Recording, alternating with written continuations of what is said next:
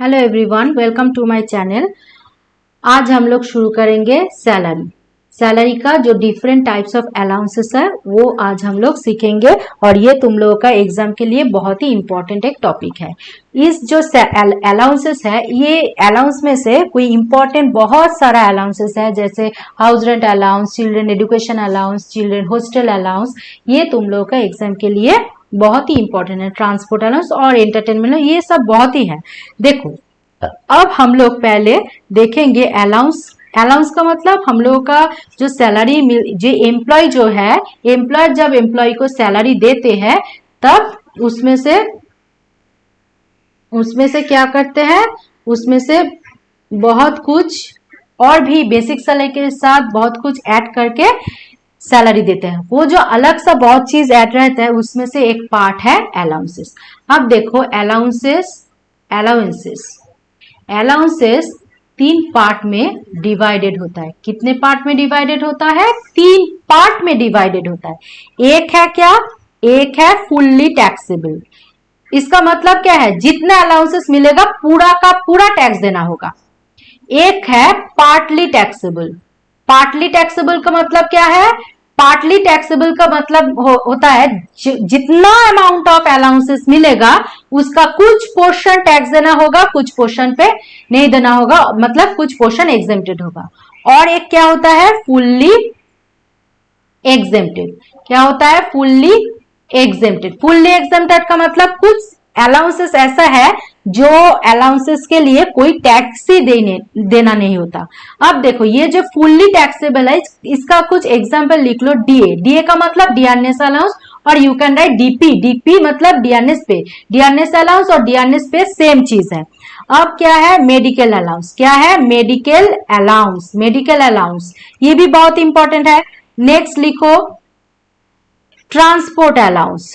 Transport allowance, यहाँ पे जो ट्रांसपोर्ट अलाउंस मिल रहे हैं वो किस पर्सन को मिलेगा? Other than disable. Other than disable मतलब जो हैंडीकैप नहीं है उसको जब ट्रांसपोर्ट अलाउंस मिलेगा वो होगा फुल्ली टैक्सेबल। नंबर 3 और कुछ एग्जांपल लिख लो। City compensatory. City compensatory allowance. City compensatory allowance. और नंबर 5 लिख लो कंप्यूटर अलाउंस होगा। नंबर 6 लिख सकते हो टिफिन अलाउंस।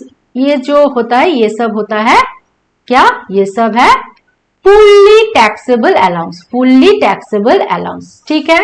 अब इंपॉर्टेंट जो है वो है पार्टली। पहले जान लेते हैं फुल्ली एग्जेम्प्टेड कौन है। जो फॉरेन नेशनल पे जो रहता है, मतलब एनआरआई, इसके लिए जो टैक्स देना, इस लोगों को कोई टैक्स देना नहीं होता। ये जो अलाउंसेस इसको मिलते हैं वो होता है फुल्ली एग्जेम्प्टेड। अब ये जो पार्टली टैक्सेबल है ना, पार्टली टैक्सेबल अलाउंस बहुत इंपॉर्टेंट है। ये जो पार्टली टैक्सेबल है 2 चीज में डिपेंड करता है। एक चीज क्या है? बहुत इंपॉर्टेंट है।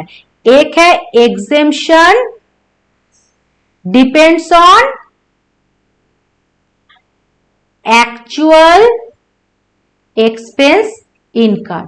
मतलब तुम कितने एक्सपेंसेस किए हो उसको देख के तुम लोगों को अलाउंस जब देते हैं और उसके लिए जो टैक्स पे करना होता है वही होता है allowances, partly taxable allowance. So partly taxable allowance एक डिपेंड किस पे होता है? Actual expenses incurred. और एक किस में होता है? As per IT rule. As per IT rule, ये जो है एज पर आईटी रूल, ये बहुत इंपॉर्टेंट है क्योंकि इसमें से ही छोटा छोटा सम तुम लोगों का एग्जाम में आते हैं। हाउस रेंट अलाउंस इसमें है। इसमें क्या क्या है important? House rent allowance, children hostel allowance, और क्या है? Children education allowance. ये बहुत इंपॉर्टेंट चीज है जो इसमें आते हैं। और एक इंपॉर्टेंट है ट्रांसपोर्ट अलाउंस।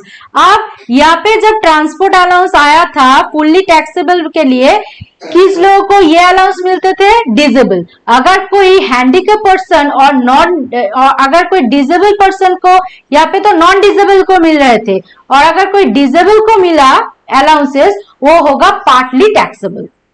मतलब वो तो डिसेबल है, हैंडीकैप है, एक जगह से एक जगह ठीक ठाक नहीं जा पा रहे हैं, इसीलिए उसको जब ट्रांसपोर्ट अलाउंस मिलेगा उसको कुछ पोर्शन एग्जेम्पशन देना होगा। ये आईटी एज पर इनकम टैक्स रूल्स ही बोल रहा है, नहीं वो हैंडीकैप है इसलिए उसको कुछ एग्जेम्पशन देना ठीक होता है, ये फॉलो करना पड़ेगा।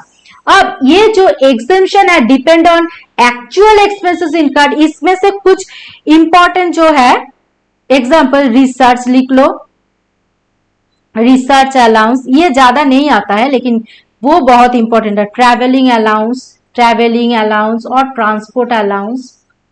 ट्रांसपोर्ट अलाउंस, ऐसे हेल्पर अलाउंस, कॉन्वेंस अलाउंस, ऐसा बहुत है। लेकिन तुम लोगों का एग्जाम के लिए इंपॉर्टेंट क्या क्या है, house rent allowance, entertainment allowance, children hostel allowance, children education allowance, transportation allowance for disable person, ये बहुत इंपॉर्टेंट है। किसके लिए, तुम लोगों के एग्जाम के पर्पस के लिए। अब बहुत अच्छे से सुन लो, हम एक एक करके सब अलाउंसेस को समझेंगे। देखो पहले हम लोग समझ रहे हैं ट्रांसपोर्टेशन अलाउंस। अब ये जो ट्रांसपोर्टेशन अलाउंस है किसके लिए हम लोग को कैलकुलेशन करना होगा, बोलो disable person, for disable person, because जो नॉन डिसेबल पर्सन है, जो हैंडीकैप नहीं है, उनको तो पूरा ही टैक्स देना होगा। जो डिसेबल है मतलब जो हैंडीकैप है, उसका ट्रांसपोर्ट अलाउंस में से कुछ पोर्शन एग्जेम्प्टेड है और कुछ पोर्शन टैक्सेबल है। अब इसको जो टैक्स देना होगा कैसे देंगे, इसको जो टैक्स देना होगा उसका फॉर्मेट लिख लो। उसका फॉर्मेट क्या होगा, हम लोग क्या कैलकुलेशन करें, टैक्सेबल पोर्शन। क्या कैलकुलेशन करेंगे, taxable portion of transport allowance for disable person. ठीक है, अब कैसे निकालेंगे, लिखो एक्चुअल ट्रांसपोर्ट अलाउंस रिसीव्ड। जितना ट्रांसपोर्ट अलाउंस मिलेगा पूरा लिख देना आउटर में। अब लेस, क्या लेस करना होगा, एग्जेम्पशन। ये एग्जेम्पशन का एक सेक्शन है, क्या है, अंडर सेक्शन 10 सब सेक्शन 14। अगर सेक्शन याद रहेगा तो लिखना, भूल गए तो रॉन्ग सेक्शन बिल्कुल भी नहीं लिखना। अब क्या होगा, list of the following. List of the following मतलब दो ऑप्शन आएगा, नीचे देखना, दो ऑप्शन लिखेंगे। अब दोनों में से जो छोटा होगा उसका ही एग्जेम्पशन पाओगे। अब नंबर 1 क्या है, नंबर 1 वही है actual transport allowance received. Actual transport allowance received inner column पे लिख दो। नंबर 2 क्या होगा, ₹3200 पर मंथ। मतलब ये क्या है, ये है मैक्सिमम लिमिट। ये क्या है, मैक्सिमम लिमिट। इसके ज्यादा एग्जेम्पशन नहीं देंगे, इसके ज्यादा एग्जेम्पशन होगा ही नहीं। 3200 पर मंथ। अगर तुमको ट्रांसपोर्ट तुमको मतलब कोई डिसेबल पर्सन को ट्रांसपोर्ट अलाउंस मिल रहा है 3200 पर मंथ, सो 3000 सॉरी, अगर मिल रहा है सपोज एग्जांपल 4000 पर मंथ मिलता है। अब वो एग्जेम्पशन कितने तक पाएगा, एग्जेम्पशन पाएगा 3200 तक। 4000 मिला तो ठीक है, मिला तो मिला, सो उसको टैक्स कितने अमाउंट के ऊपर देना होगा, 4000 माइनस 3200, माइनस नहीं देखना होगा, ये दोनों में से जो छोटा है उसमें ही टैक्स देना होगा। अब देखो तो लिस्ट ऑफ द फॉलोइंग में नंबर 1 क्या हुआ, actual transport allowance receive. Number 2 क्या हुआ, मैक्सिमम लिमिट ₹3200 पर मंथ। मतलब 3200 इंटू 12 करके जो निकल के आएगा वो यहाँ पे लिख देना। यहाँ पे भी इंटू 12 करके ही आएगा जो रिसीव हो रहा है। अगर 4000 है तो एग्जाम्पल 4000 इंटू 12 करके यहाँ पे लिखना, और यहाँ पे 3012 करके यहाँ पे लिखना। ठीक है, और यहाँ पे तो इसका जो वैल्यू है इसका भी वही वैल्यू होगा। ठीक है, अब इस दोनों में से जो कम होगा, जो लिस्ट होगा, जो मिनिमम होगा, वो आउटर पे लिख देना। आउटर पे लिखने के बाद ये जो पहले जो आउटर पे अमाउंट लिखे थे एक्चुअल ट्रांसपोर्ट अलाउंस रिसीव, उसमें से ये लीस्ट जो निकल कर आया ये माइनस कर दो, सिंपल चला आएगा क्या, taxable transport allowance for disable person. ठीक है, बहुत ही इजी है, एक बार देखोगे अच्छे से समझोगे तो बहुत इजी है, बहुत इजी है। सैलरी का जो छोटा छोटा पार्ट है ना, ये छोटा छोटा पार्ट अगर ठीक से समझ लोगे तो सैलरी सो इजी। सब लोग डरते हैं सैलरी, अरे बाबा बहुत कुछ है, लेकिन सैलरी कुछ भी नहीं है अगर ठीक से समझोगे। अब देखो ये तो हो गया, समझ में आया। अब देखो नेक्स्ट हम लोग सीखेंगे हाउस रेंट, लिख देते हैं पूरा ही, हाउस रेंट अलाउंस। क्या लिखेंगे, क्या सीखेंगे, हाउस रेंट अलाउंस। अब ये जो हाउस रेंट अलाउंस है इसका भी एक फॉर्मेट है, रुपीस रुपीस पहले लिख देते हैं।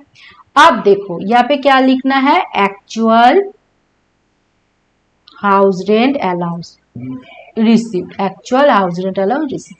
अब यहाँ पे क्या होगा, जो हाउस रेंट तुमको मिल रहा है उसको 12 मंथ से इंटू करना होगा। जो हाउस रेंट तुमको सपोज 200 करके, सॉरी 2000 करके हाउस रेंट मिल रहा है तो 2000 इंटू 12 कर दो, जो आएगा वो आउटर पे लिख दो। लेस, क्या लेस करेंगे, एग्जेम्पशन, एग्जेम्पशन। इसका सेक्शन क्या है, under section 10 sub section 13 capital a rule 2A। फिर भी बोल रहे हैं एग्जेम्पशन का सेक्शन याद नहीं रहेगा तो नहीं लिखना, रॉन्ग सेक्शन बिल्कुल भी नहीं लिखना। एग्जेम्पशन हो गया, सेक्शन हो गया, अब लिखो list of the following, list of the following. अब इसका 3 ऑप्शन है। 3 ऑप्शन क्या है, एक actual house rent allowance received, actual house rent allowance received. अब यहाँ पे एक बहुत इंपॉर्टेंट चीज है, आप सोचोगे यहाँ पे भी हाउस रेंट अलाउंस था, यहाँ पे भी हाउस रेंट अलाउंस है, तो सेम ही अमाउंट होगा। हाँ हो सकता है अगर एसएससी पूरा साल रेंट लेके रहता है तो हो सकता है, लेकिन ऐसा हुआ एसएससी पूरा साल रेंट नहीं ले रहे हैं, वो सिर्फ 3 मंथ के लिए रेंट पे रह रहे हैं, तब यहाँ पे तो 12 होगा, 3 मंथ के लिए रहे या 5 के लिए रहे या 7 के लिए या 12 के लिए, यहाँ पे सब टाइम पे 12 इंटू करना होगा। लेकिन यहाँ पे जो एक्चुअल जो rent house rent allowance SSC पा रहे हैं फ्रॉम हिज और हर एम्प्लॉयर, उसको इंटू करेंगे किससे, for how many month he rent a house, he rent a house। अगर वो 3 मंथ के लिए रहे तो जो पर मंथ के लिए हाउस रेंट अलाउंस मिल रहा है वो इंटू 3, 5 तो इंटू 5, 6 तो इंटू 6। ठीक है, ये दिमाग में रख देना। यहाँ पे सब टाइम पे 12 होगा, पर यहाँ पे 12 कुछ नहीं बोला तो 12 भी होगा। अगर बोल दिया एसएससी और इतने मंथ के लिए रह रहे हैं तो वो मल्टीप्लीकेशन करना होगा, करके जो निकाल के आएगा वो इनर कॉलम पे लिख देना। अब नंबर 2 पे क्या लिखोगे, नंबर 2 पे आएगा rent paid in excess of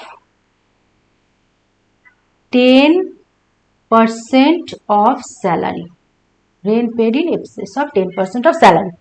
ठीक है, अब देखो रेंट पेड तो लिखना होगा, रेंट पेड मतलब जितने मंथ के लिए एसएससी रेंट पे रह रहे हैं उस मंथ जितना रेंट वो पे किया है उसके हाउस का ओनर को, वही होगा रेंट पेड। इसमें से माइनस करना होगा 10% ऑफ सैलरी। अब बोलोगे मैम सैलरी क्या है, हाँ बहुत अच्छा क्वेश्चन है। सैलरी क्या है, सैलरी क्या है, हाउस रेंट अलाउंस पे, हाउस रेंट अलाउंस के लिए सैलरी, सबके लिए नहीं बोल रहा है, अलग अलग अलाउंस के लिए अलग अलग ग्रेचुइटी बोलो, लीव सैलरी बोलो, अलग अलग जिसके लिए अलग अलग सैलरी का मीनिंग होता है। हाउस रेंट अलाउंस के लिए सैलरी क्या है?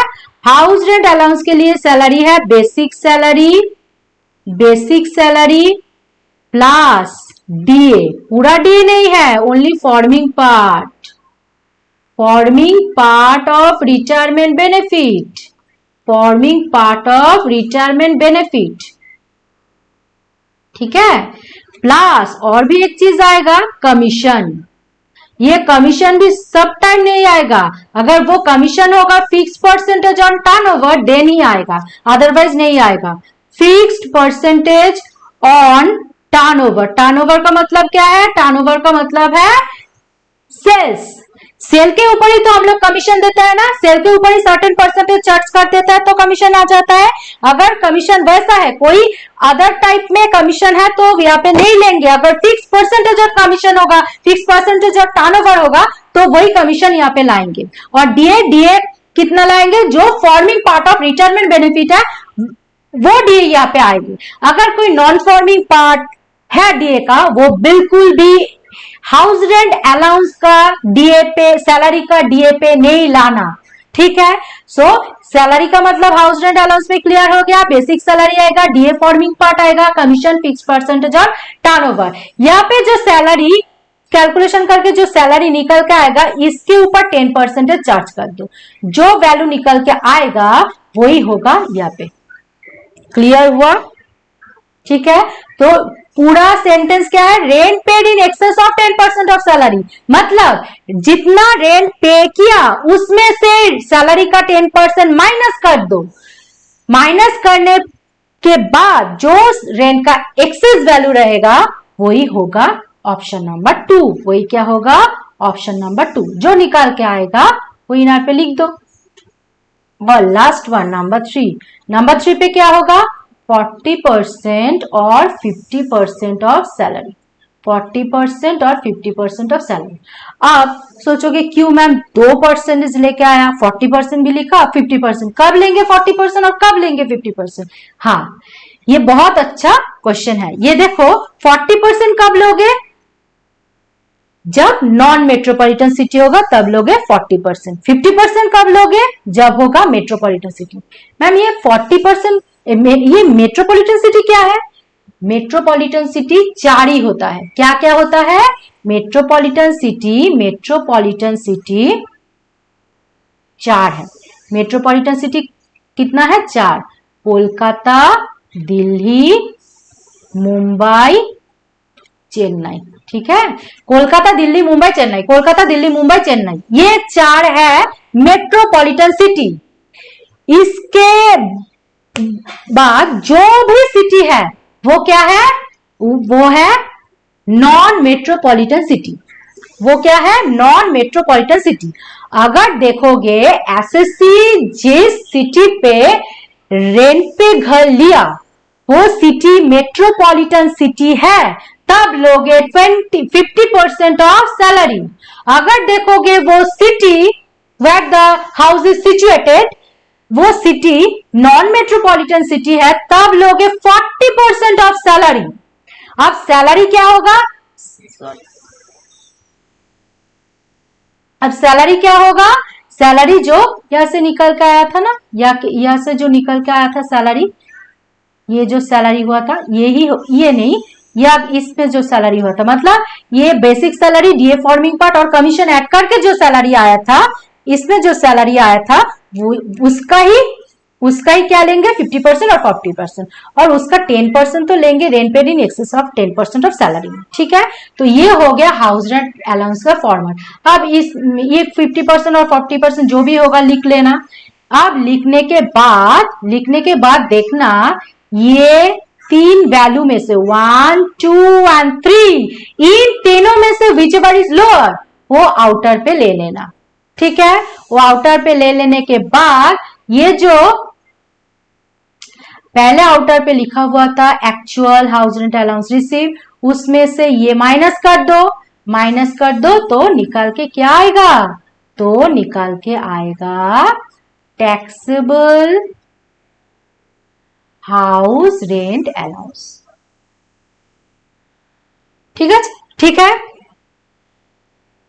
अब देखो, फिर एक बार बोल देती हूँ, हाउस रेंट अलाउंस क्या है? House rent allowance, house rent allowance कब लोगे? जब एसएससी और इंडिविजुअल और पर्सन जो भी बोलो, वो अगर कोई हाउस रेंट पे लेकर रह रहे हैं तो ही हम लोग क्या लेंगे? तो ही हम लोग लेंगे हाउस रेंट अलाउंस, तो ही हम लोग क्या लेंगे? House rent allowance. अब हाउस रेंट अलाउंस ये अच्छे से देख लेना, पहले जो actual house rent allowance receive लिख रहा है उसके time actual house rent allowance receive जो पर मंथ पे दिया होगा वैल्यू, उसको 12 से मल्टीप्लाई करना होगा। किससे? 12 से मल्टीप्लाई करना होगा। और जब लिस्ट ऑफ द एग्जेम्पशन में, लिस्ट ऑफ द फॉलोइंग में actual house rent allowance receive लिख रहे हैं तो कितना मंथ के लिए इंटू करोगे? पर मंथ जो हाउस रेंट अलाउंस दिया होगा उसमें से जो तुम how many month you stay in rented house, for that month you have to multiply with the actual house rent allowance received per month। ठीक है। अब नंबर 2 में क्या है? नंबर 2 में है rent paid in excess of 10% of salary. Salary का मतलब क्या है? Basic salary plus DA forming part plus fix percentage of commission on turnover. हो गया, सैलरी निकल के आया। अब जो रेंट पे कर रहे हो वो रेंट पे करो, उसमें से माइनस कर दो 10% ऑफ सैलरी। अब ये जो रेंट पेड है ना, जितने मंथ तुम रह रहे हो, जो रेंट इंटू उतने मंथ ही मल्टीप्लाई करना, माइनस क्या करोगे? 10% ऑफ सैलरी। और नंबर 3 में है 40% और 50% of salary, 40% for non metropolitan city, 50% for metropolitan city. 50% of salary किस सैलरी के ऊपर करोगे? यहाँ पे जो है basic salary plus D forming part plus fix percentage of commission on turnover करके जो सैलरी निकल के आया उसके ऊपर ही 40 और 50% करोगे। 50% मेट्रोपॉलिटन सिटी, मेट्रोपॉलिटन सिटी क्या है? कोलकाता, दिल्ली, मुंबई, चेन्नई। अदर जो सिटी है वो है 40% नॉन मेट्रोपॉलिटन सिटी। ठीक है, हो गया। अब देखो, अब क्या करेंगे? अब एक प्रॉब्लम सॉल्व करते हैं। देखो, पहले पढ़ो। Mr. X is employed with EFG Limited on basic salary 12,000 per month. Basic salary कितना मिल रहा है उसको? 12,000 पर मंथ। कब मिल रहा है? ऑन 1/7/21, मतलब 21/22 में, 21/22 में उसको सैलरी मिला 12,000 पर मंथ का। सैलरी मतलब बेसिक सैलरी, बेसिक सैलरी मिला 12,000 per month. He is also entitled to a DNS allowance 20% of basic salary. वो डीएनएस अलाउंस कितने पा रहा है? बेसिक सैलरी का 12%, 20%। 70% of the DNS allowance is included in salary as per terms of employment। 70% जो DA है वो है forming part of retirement benefit. तो डीए जो निकल के आएगा उसका ओनली 40% ही हम एचआरए क्या सैलरी में इंक्लूड करेंगे। अब क्या है? Commission at the rate of 1% on turnover. So ये फिक्स परसेंटेज ऑन टर्नओवर है, ये भी ले लेंगे। The company gives him house rent allowance of ₹6,000 per month. कितना हाउस रेंट अलाउंस एम्प्लॉय को मिल रहा है? 6,000 पर मंथ। पर मंथ वो उसको मिल रहा है 6,000 per month with effect from 1/1/22 से। देखो अच्छे से देखो, 22 के मतलब जनवरी 22 से उस ही receive an increment 2,000 in his basic salary. उसका इंक्रीमेंट हुआ, कितना इंक्रीमेंट हुआ? 2,000 इंक्रीमेंट हुआ। इसका मतलब 21-22 में वो 12,000 तो पा रहे थे, ठीक है, लेकिन 21-22 का मतलब क्या है? अप्रैल 21 से मार्च 22, लेकिन जनवरी 22 से उसका एक इंक्रीमेंट हो गया। कितना इंक्रीमेंट हो गया? 2,000 करके इंक्रीमेंट हो गया। इसका मतलब जनवरी 22 से वो कितना वैल्यू पाएगा? 12,000 नहीं, 14,000। मतलब 12,000 तो था, उसके ऊपर 2,000 इंक्रीमेंट हुआ। सो अब वो कितना पाएगा? वो पाएगा 14,000। कितना पाएगा? 14,000। अब जो ये इंक्रीमेंट हुआ ना, ये एक बार ही इंक्रीमेंट होकर बंद नहीं हो जाएगा। हर साल जनवरी पे उसका 2,000 करके ही इंक्रीमेंट होगा। अब जब जैसे जनवरी 22 में उसका इंक्रीमेंट हुआ 2,000, वैसे ही जनवरी 23 में भी उसका 2,000 इंक्रीमेंट होगा। इसका मतलब क्या है? पहले था 12,000 बेसिक सैलरी, जनवरी 22 से हो गया 14,000, और जनवरी 23 से उसका हो जाएगा 16,000। ठीक है, 12,000 से स्टार्ट किया था, 2,000 इंक्रीमेंट होकर हुआ 14,000।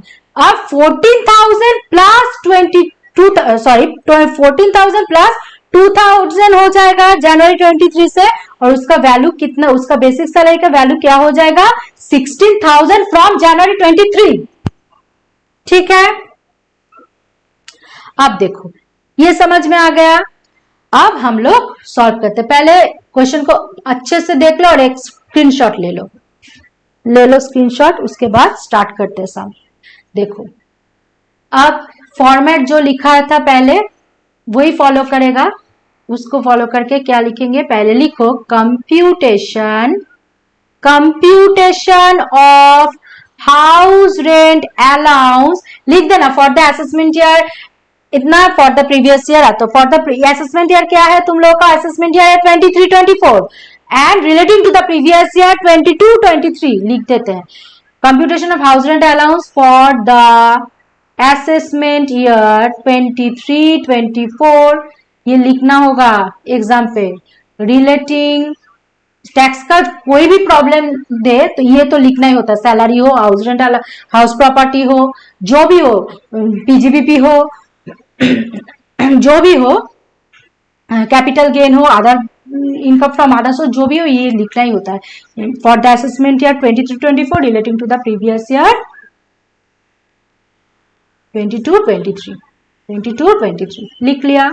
अब एक फॉर्मेट बना लो,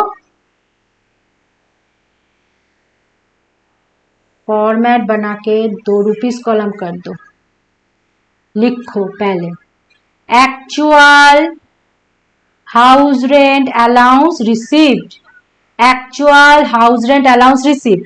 अब actual house rent allowance receive कितना हाउस रेंट उसको मिल रहा है, यहाँ पे लिखा है ना 6,000। 6,000 किसके लिए, 6,000 पर मंथ, एक एक मंथ में मिल रहा है 6,000। अब पहले ही फॉर्मेट में बोल दिए थे, यहाँ पे होगा जो हाउस रेंट अलाउंस मिल रहा है 6,000, सब टाइम पे ही 12 मल्टीप्लाई करना है।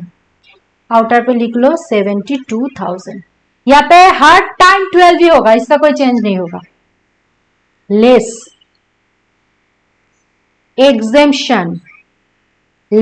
Exemption under section 10 subsection 13A capital a rule 2A। Section भूल जाओ तो मत लिखो, लेकिन रॉन्ग बिल्कुल भी मत लिखना, रॉन्ग लिखने से गलत हो जाएगा, मार्क्स डिडक्ट भी हो सकता है। अब लिखो लिस्ट ऑफ द फॉलोइंग, ठीक है।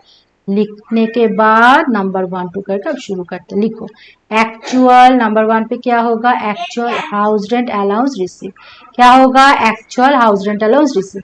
हाउस रेंट अलाउंस तो 6,000 पर मंथ मिल रहा है। अब ये देखना है वो क्या 12 मंथ ही रह रहे थे या कुछ मंथ के लिए, कैसे जानेंगे, देखो यहाँ पे क्या है, mister x was staying with his parents till 30th October 22। From, ये important है, from 1st November 22 he takes an accommodation on rent and in Delhi and pay rupees 5,000 per month, किसके लिए दे रहे हैं, एज रेंट।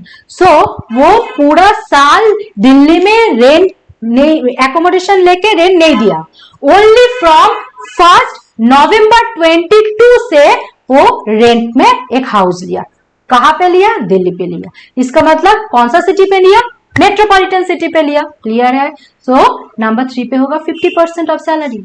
अब देखो क्या है, देखो ये जो 1st November 22 से कितने दिन के लिए देखेंगे, हम लोगों का जो प्रीवियस ईयर है उसका एंड कितना पे होता है, 31st March 22। कितना मंथ हुआ, 5 मंथ हुआ, 5 मंथ हुआ ना। अब जो ये 5 मंथ हुआ, देखो 11 12 1 2 3 5 मंथ हुआ। ये जो 5 मंथ हुआ, ये 5 मंथ ही मल्टीप्लाई करेंगे। जितने दिन रह रहे थे नवंबर से मार्च तक, तो नवंबर दिसंबर जनवरी फरवरी मार्च, इसके लिए हम लोग क्या करेंगे, 5 मल्टीप्लाई, कितना हो गया 30,000। कितना हो गया 30,000। नंबर 2 पे क्या लिखेंगे, नंबर 2 पे लिखेंगे rent paid in excess of 10% of salary, rent paid in excess of 10% of salary. ठीक है, लिख दिया। अब देखो रेंट कितना पे किया है, रेंट पे किया है 5,000 करके, 5,000 करके कितने मंथ के लिए, कितने मंथ के लिए, 5 मंथ के लिए बोल दिया था। तो यहाँ पे क्या करेंगे, रेंट पेड कितना होगा लिख लो पहले, रेंट पेड, रेंट पेड कितना लिखेंगे 5,000 इंटू 5 हो गया, कितना हुआ ₹25,000। माइनस करेंगे 10% ऑफ सैलरी। अब देखना है सैलरी क्या है, बहुत इंपॉर्टेंट चीज है ये, सैलरी तो कैलकुलेशन करना होगा। सैलरी का मतलब क्या है, सैलरी का मतलब है बेसिक सैलरी आएगा,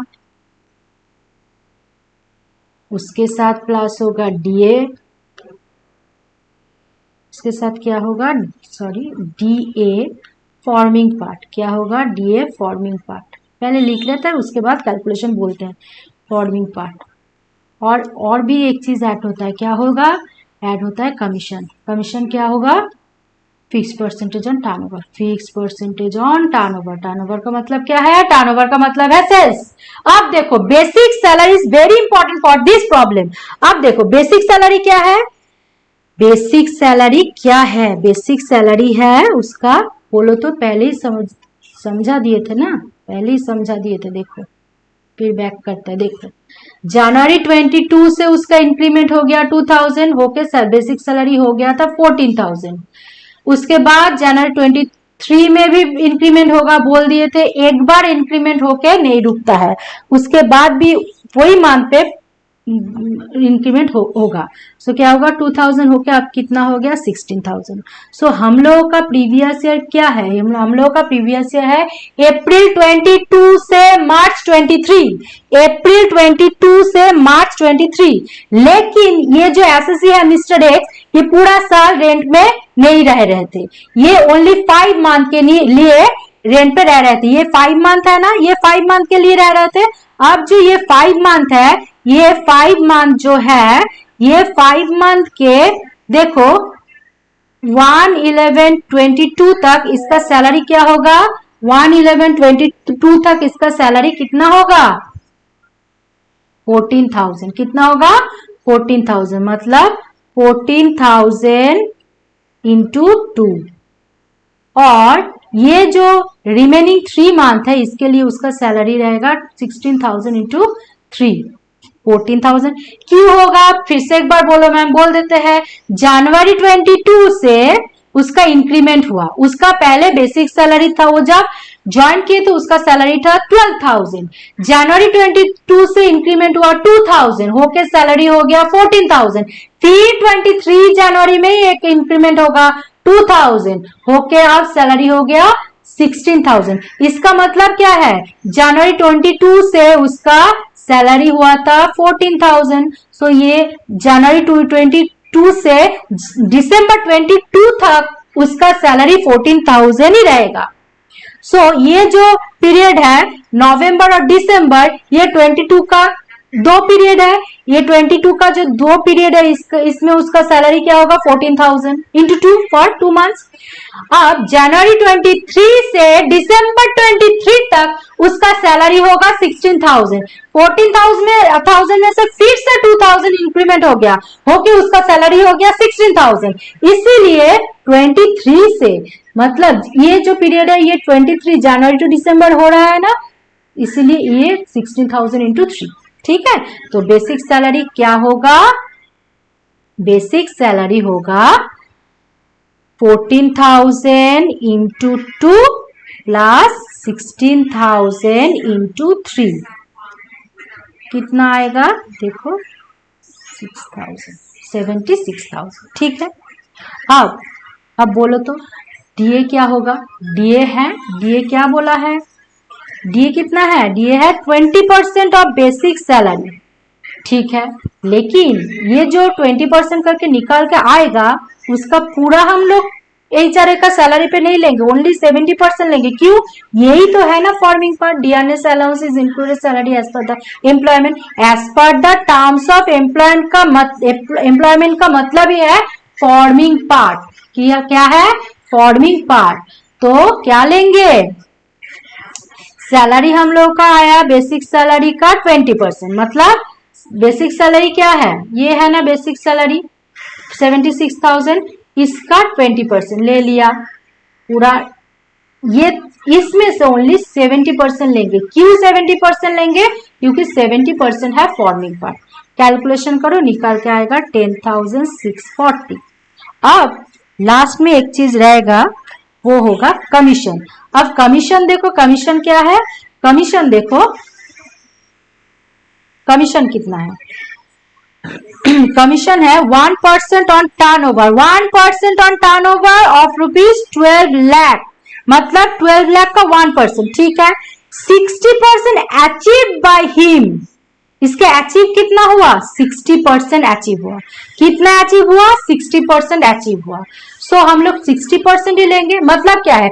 कमीशन रिसीव करना चाहिए ना, जो कमीशन ड्यू है उसको बिल्कुल भी नहीं ऐड करना है। सो जितना जितना रिसीव हुआ उसको ही ऐड करना है। सो 1% क्या होगा? 12 लाख, 12 लाख का 1%, टर्नओवर का ऊपर सर्टेन परसेंटेज होगा। टर्नओवर कितना है? टर्नओवर है 12 लाख, ठीक है। टर्नओवर है 12 लाख, इसका 1% कर लिया तो कमीशन आ गया। ये इतना तक तो ठीक ही है, कोई दिक्कत वाली बात नहीं है। अब इसमें से कितना लेंगे? 60%। क्यों 60% लेंगे? क्योंकि 60% ही रिसीव कर रहा है, जो ड्यू है वो उसको बिल्कुल भी नहीं लेना है यहाँ पे। अब ये 60% तो ले लिया, लेकिन एक बात बोलो तो ये पूरा साल के लिए कमीशन है या नहीं? ऑब्वियसली ये जो टर्नओवर है 12 लाख, ये एक ईयर के लिए है। तो इसके ऊपर अगर 1% चार्ज कर दिया और इसके ऊपर 60% ले लिया तो ये होगा एक साल के लिए एसएससी कितना कमीशन रिसीव किया, यही होगा ना। लेकिन एसएससी तो ओनली 5 मंथ के लिए रह रहे थे रेंट पे, तो पूरा तो नहीं ले सकते, 5/12 लेंगे, ठीक है। एसएससी का टर्नओवर माने कंपनी का टर्नओवर था 12 लाख, एसएससी 12 लाख में से 1% कमीशन रिसीव कर रहे थे, तो 12 लाख इंटू 1%। लेकिन 1% तो उसका टोटल कमीशन है, लेकिन उसका एम्प्लॉय ने बोला एसएससी तुम इस साल ओनली 60% ले लो। सो एसएससी क्या बोलेंगे? ठीक है, दे दिया, ले लिया वो 60%, ठीक है। अब ये 60% भी हो गया, ठीक है इतना तक। अब इसके ऊपर पूरा ये जो 60% तक किया ये पूरे साल के लिए है, लेकिन एसएससी तो सिर्फ और सिर्फ 5 मंथ के लिए, फ्रॉम नवंबर 22 से 31 मार्च ये पीरियड के लिए वो रह रहे थे रेंट लेके। सो इसीलिए 5/12, ठीक है। क्लियर है? इस कैलकुलेशन करोगे तो निकाल के आएगा 3000। अब ऐड कर दो 89,640, ये क्या हुआ? ये होगा salary, total salary for house rent allowance, ठीक है। अब ये जो सैलरी आया 89,460, अब यहाँ पे ये करना होगा 89,460 का 10%, ये कर लो। कितना होगा? होगा ₹8964। इसको माइनस कर दो, क्या निकल के आएगा? 16036, ठीक है। एक सेकेंड, 160 ठीक करके लिख देते हैं।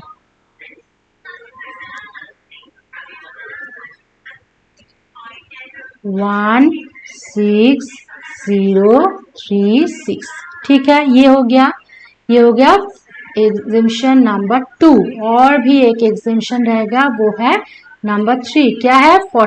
ये क्या हुआ? दिल्ली में सिचुएट है उसका हाउस जो वो रेंट में लिए थे, 50% ऑफ सैलरी। अब सैलरी तो हम लोगों को पता ही चल गया 89,640, इसका 50% ले लो, क्या हो जाएगा? 44,820। अब देखो ये 3,000, ये 1636 और ये 44,820। इन तीनों में से छोटा कौन है? ऑब्वियसली यही छोटा है, तो इसको आउटर पे ले लो 16,036। अब इसको ये 72,000 ये जो है पहले था, इसमें से माइनस कर दो, माइनस करके जो निकाल के आएगा क्या होगा? 55964 यही होगा। सॉरी क्या हो रहा है ये? Taxable house rent allowance, taxable house rent allowance, ठीक है। सो यही है टैक्सेबल हाउस रेंट अलाउंस। ये जो सम तुम लोगों को किया करवाया, ये बहुत ही इंपॉर्टेंट है फॉर योर एग्जामिनेशन पर्पस, इसीलिए इसमें से इससे ज्यादा टफ नहीं आता है। तुम लोग को ध्यान पे रखना होगा एसएससी कितने दिन के लिए रेंट पे रह रहे हैं, और इंक्रीमेंट बेसिक सैलरी का क्या हुआ, और एसएससी का commission certain percentage of commission होगा for the calculation of salary, और डीए का भी फॉर्मिंग पार्ट ही लेंगे जब हम लोग सैलरी कैलकुलेशन करेंगे, ठीक है। और एक देख लो, और एक टाइप ऑफ सैलरी अलाउंसेस देख लो, अच्छे से सुन लो। चिल्ड्रेन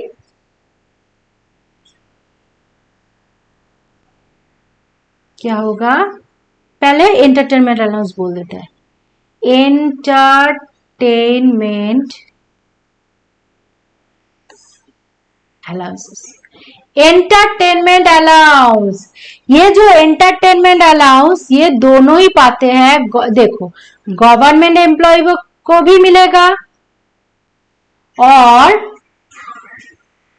नॉन गवर्नमेंट एम्प्लॉय को भी मिलेगा, गवर्नमेंट को भी मिलेगा, नॉन गवर्नमेंट को भी मिलेगा। लेकिन नॉन गवर्नमेंट एम्प्लॉय जो एंटरटेनमेंट अलाउंस रिसीव करेगा ना, वो फुल्ली टैक्सेबल होगा।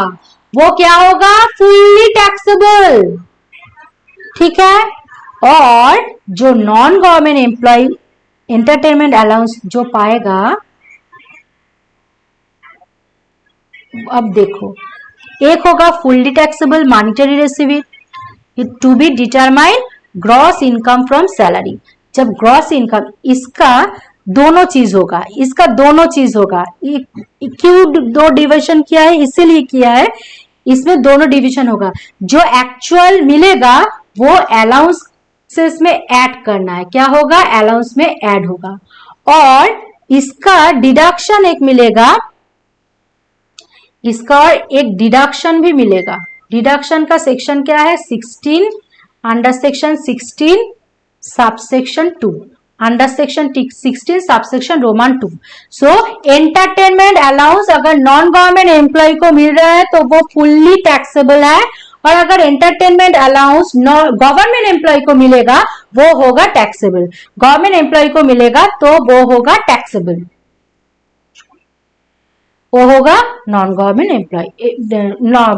मतलब ये दिमाग पे ले लेना, entertainment allowance for non government employee fully taxable, जो मिलेगा पूरा टैक्स दो। गवर्नमेंट एम्प्लॉय जो होगा, गवर्नमेंट एम्प्लॉय जो होगा उसके लिए क्या होगा? पहले अलाउंसेस में ऐड करो, उसके बाद डिडक्शन करो। 16 सबसेक्शन 2 में, 16 सबसेक्शन 2 में डिडक्शन करो, ठीक है। एंटरटेनमेंट अलाउंस का जो कैलकुलेशन होगा, अब ये तो फुल्ली टैक्सेबल है, इसका कोई कैलकुलेशन ही नहीं होगा। ये फुल्ली टैक्सेबल है, इसका कोई कैलकुलेशन ही नहीं होगा। और ये जो है इसका तो गवर्नमेंट एम्प्लॉय के लिए कैलकुलेशन होगा। इसका एक फॉर्मेट है, लिख लो। क्या होगा फॉर्मेट? लिख लो, ये भी बहुत इंपॉर्टेंट है। Actual entertainment allowance received, actual entertainment allowance जो मिलेगा उसको ही ऐड कर दो, जो मिलेगा उसको ऐड कर दो, ठीक है। अब लेस करो, क्या लेस करना है? 3 चीज। Less exemption, less exemption, exemption करना है। इसमें भी लिस्ट, तीनों में से जो लिस्ट होगा उसको ही माइनस करना। Number 1 actual entertainment allowance received, inner पे लिखो। Number 2 20% of basic salary, 20% of basic salary. SSC को जो बेसिक सैलरी मिल रहा है उसका 20% कर दो, हो जाएगा नंबर 2। और नंबर 3 क्या होगा? नंबर 3 होगा मैक्सिमम लिमिट, मैक्सिमम लिमिट कितना है, मैक्सिमम लिमिट है 5000, ये सेम ही रहेगा, ये 5000 सेम ही रहेगा, इसका कोई चेंज नहीं होगा। सो इन तीनों में से जो छोटा होगा, इसमें इसमें और इसमें से जो छोटा होगा इसको आउटर पे ले लो, आउटर पे ले लेने के बाद माइनस कर दो, किससे माइनस करना होगा, इसमें से ये माइनस करो, जो निकाल के आएगा वही होगा टैक्सेबल एंटरटेनमेंट अलाउंस। क्या होगा, टैक्सेबल एंटरटेनमेंट अलाउंस, क्या होगा, टैक्सेबल एंटरटेनमेंट अलाउंस। ठीक है, non government employee no deduction will be available, that is fully taxable. Non government employee को कोई भी एग्जेम्पशन नहीं मिलेगा, इसका मतलब क्या है, जो है पूरा ही टैक्सेबल है। लेकिन गवर्नमेंट एम्प्लॉय को ही तो सब फैसिलिटी मिलता है, ये तो हम लोग जानते ही है, इसलिए गवर्नमेंट एम्प्लॉय है तो सर पे चढ़ के बैठते हैं वो, इसीलिए उसको एग्जेम्पशन मिलेगा। कोई काम करे या ना करे, फैसिलिटी मिलना चाहिए गवर्नमेंट एम्प्लॉय को, ये दिमाग पे ले लो। ज्यादा फैसिलिटी मिलता है गवर्नमेंट एम्प्लॉय को, बैठ के भी, कोई काम नहीं करके भी इनकम हो जाता है उसको, इसीलिए उनका जो एंटरटेनमेंट अलाउंस रहेगा, उसको एंटरटेन करने के लिए उसको एग्जेम्पशन देता है। कौन देता है, गवर्नमेंट देता है, मतलब एम्प्लॉय देता है। और जो प्राइवेट एम्प्लॉय है, नॉन गवर्नमेंट एम्प्लॉय है, उसका एंटरटेनमेंट का कोई जरूरत नहीं है, इसीलिए वो कोई एग्जेम्पशन भी नहीं पाते हैं। ये जो 5000 है ना, ये 5000 सेम रहेगा, मतलब 5000 के ऊपर एंटरटेनमेंट अलाउंस का डिडक्शन एग्जेम्पशन नहीं मिलता है। Exemption for entertainment allowance of government employee is maximum 5000, मतलब अप टू 5000 ही get the exemption, nothing above that.